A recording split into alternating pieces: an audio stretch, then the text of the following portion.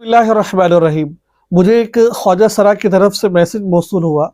वो कहता है मैं दिखने में तो लड़की लगती हूँ लेकिन मेरे अंदर अलामात जो पाई जाती है वो मर्दों वाली अलामात पाई जाती है। यानी कि मैं मर्दों की तरह हूँ, दिखने में लड़की लगती हूँ। तो मेरे लिए शरीयत का क्या हुक्म है? तो मैं क्या करूँ? अपनी ख्वाहिश को कैसा पूरा करूँ मैं? तो आज मैं इसी जो सारे टॉपिक पर आपके सामने बात करूँगा कि ख्वाजा सरा का शरीयत में क्या हुक्म है। देखिए ख्वाजा सरा कई किस्म के होते हैं। एक तो वो मेरे पास एक फ़तवा मौजूद है, मैं इंशाल्लाह वो भी आपको पढ़कर सुनाऊँगा।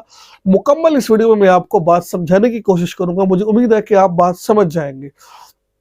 एक तो वो ख्वाजा सरा होते हैं जो ख्वाजा सरा होते तो नहीं है, लेकिन अपनी शक्ल और सूरत ख्वाजा सरा की तरह बना लेते हैं। कि वो उनकी तरह दिखे। आपको पता है जैसे बाज़ारों में या इन घरों में बाहर माँगते फिरते हैं, एक तो वो ख्वाजा सरा होते हैं। नंबर 1, नंबर 2 एक वो ख्वाजा सरा होते हैं जिनके अंदर मर्दों वाली अलामत पाई जाती है। मर्दों वाली अलामत क्या होती है भई? यानी कि जो जिस तरह मर्दों को जो एहतराम होता है उनको एहतराम होता है, जैसे वो मर्द औरतों का हमला कर सकते हैं, वो भी कर सकते हैं। यानी कि उनको उज़ू तनासुल में सख्ती भी होती है, तमाम चीज़ें उनमें पाई जाती है मर्द की तरह।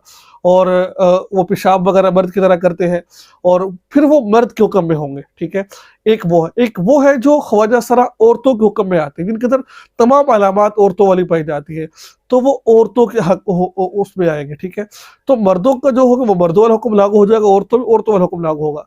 अब जो ना मर्द है ना औरत है, यानी कि उसमें पहचान करना मुश्किल है, तो फिर उसको कहा जाता है कि इसके बारे में शरीयत का हुक्म क्या है कि इसके बारे में ये ना किसी से निकाह कर सकता है, ना इससे कोई निकाह कर सकता है। इसको खंसा मुश्किल कहा जाता है, जिसमें मर्द और अलामत मुसावी बराबर हो। किसी लड़के या लड़की का निकाह शरअन इससे जायज़ नहीं है। यानी कि कोई लड़की भी इससे निकाह नहीं कर सकती, लड़का भी इससे निकाह नहीं कर सकता है। तो ये है। अगर तो ज़ाहिर बात है अगर आपके अंदर मर्दों वाली अलामत पाई जा रही है तो आप मर्द हैं और आप किसी खातून से निकाह कर सकते हैं। अगर आप औरत है किसी मर्द के साथ निकाह कर सकते हैं। अब इसके बारे में बाज़ दफ़ा होता है कि दोनों मुसावी होते हैं। तो अब इसका मसला क्या है वो मैं आपको फ़तवे में पढ़कर सुनाता हूँ ताकि आपको मसला प्रॉपर समझ आ जाए। अच्छा ये क्या है?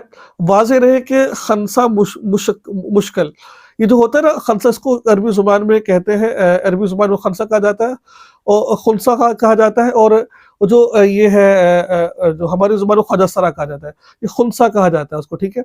अब वो खुनसा की जिसमें मर्द औरत दोनों की अलामतें पाई जाए लेकिन मर्दाना अलामत गालिब हो, यानी वो लड़के की तरह पेशाब करे या इसकी दाढ़ी निकल आए या औरत से हम मिस्री के काबिल हो जाए या मर्दों की तरह एहतलाम होने लगे तो शरन मर्द शुमार होगा।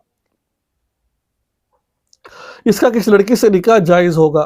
और अगर इसमें ज़नाना सलाहियत और अलामत गालिब हो, यानी कि वो लड़की की तरह पेशाब करे या इसके पस्तान आए या हैज़ आने लगे, तो इसका किसी मर्द से निकाह शरअन जायज़ है और दुरुस्त होगा। इसी तरह मज़कूरा शराइत के तहत इनका आपस में भी खिलाफ़ जिन्स के साथ निकाह दुरुस्त होगा। यानी कि दोनों ख्वाजा सरा हैं, एक के अंदर मर्द की अलामत है, एक के अंदर औरत की है, तो आपस में निकाह कर सकते हैं। अब अगली बात सुने, और अगर पेशाब दोनों उज़ू से निकलता हो, ठीक है? तो जिस उज़ू से पेशाब निकलता हो इस ही का एतबार करके जिन्स की तयन होगी, यानी कि जिससे ज़्यादा पेशाब निकलता है उसको समझेगा ये मर्द है। अगर वो औरतों के लिए शर्म का पेशाब ज़्यादा निकलता है तो वो समझेगा औरत है ये, ठीक है? अगर दोनों उज़ू से बराबर पेशाब आता हो तो ऐसी सूरत में अ, अगर दोनों उज़ू से पेशाब एक ही साथ निकलता हो तो इस सूरत में जिस उज़ू से ज़्यादा पेशाब निकलता हो उसका एतबार करके जिसकी तयन की जाएगी। अलबत्ता अगर दोनों उज़ू से बराबर पेशाब आता हो तो ऐसी सूरत में वो ना मुज़क्कर पाया जाएगा और ना ही मुअन्नस पाया जाएगा, तो इसे खुनसा मुश्किल करार दिया जाएगा। और खुनसा मुश्किल यानी कि जिस शख्स पर मर्द और औरत की अलामत बिल्कुल मसावी बराबर हो तो इससे किसी लड़की का या किसी लड़के का निकाह करना जायज़ नहीं होगा। तो मुझे उम्मीद है कि ये जो ख्वाजा सरा वाला मसला है ये आपको प्रॉपर समझ आया। मैंने आपको मसला फ़तवा भी सुना दिया है और मसला भी मैंने आपको बता दिया है। तो मुझे उम्मीद है कि आपको समझ आ गया होगा। दुआ में याद रखिए, चैनल को सब्सक्राइब कीजिए। अस्सलाम वालेकुम व रहमतुल्लाहि व बरकातहू।